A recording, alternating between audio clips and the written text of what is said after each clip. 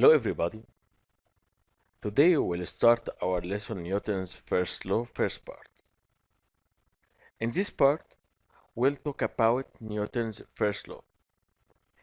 Every body preserves in its state of rest or moving uniformly unless acted upon by unbalanced external force by an external effect. We'll use Newton's first law if a body moves in a uniform motion. What is the meaning of uniform motion? Uniform motion, it means with uniform velocity or constant velocity or maximum velocity or minimum velocity or the body at rest. If I find any of these words, so I use Newton's first law. Let us see first exercise about Newton's first law. In this opposite figure, a body at rest and a system of forces acting on it. I wanted to find F1 and F2. Here I have a body. This body is at rest. It means I'll use Newton's first law. What is the meaning of Newton's first law? It means the vertical forces are in equilibrium and horizontal forces also are in equilibrium. What is the meaning of vertical forces are in equilibrium? It means F2 plus 40 must be equal 70. From here, I can find F2. I can write F2 plus 40 is equal 70.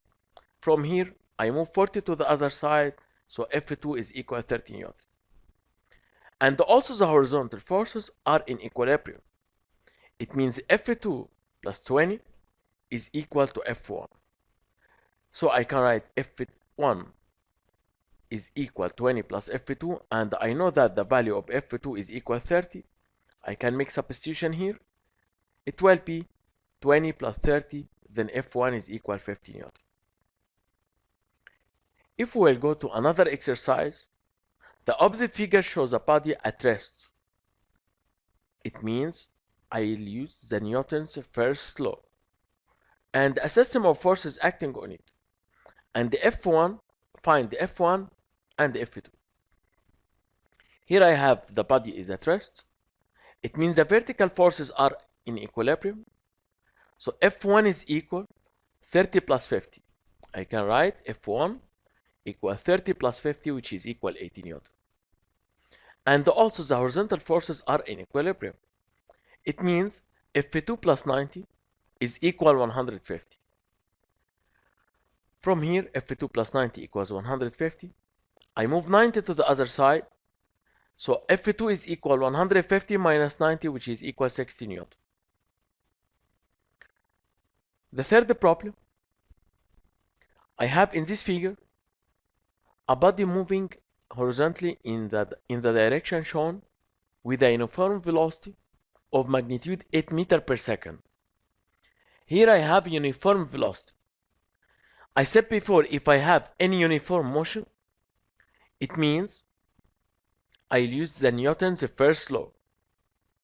If I have the body at rest or in a uniform motion, it means uniform velocity or maximum velocity or minimum velocity, I'll use the Newton's first law. It means the vertical forces are in equilibrium and the horizontal forces also are in equilibrium. Here's the direction of motion like this. I wanted to find the F1 and the F2. We know that the body is a uniform motion because he said uniform velocity. Then the horizontal forces are in equilibrium. It means 2F1 plus 90 is equal 300 plus 120. 2F1 plus 90 equal 300 plus 120. From here I can find the F1. It will be 165 Newton. Also I have here vertical forces are in equilibrium. It means F2 plus 240 is equal 400. So I can write 240 plus F2 is equal 400. It means F2 is equal 400 minus 240, it will be 160 Newton. Let us see the last exercise in this part. Here I have the opposite figure shows a body moving vertically upwards It means the direction of motion to up like this, with a uniform velocity and a system of forces acting on it. I wanted to find F1 and F2. Here I have uniform velocity, then I'll use the Newton's first law.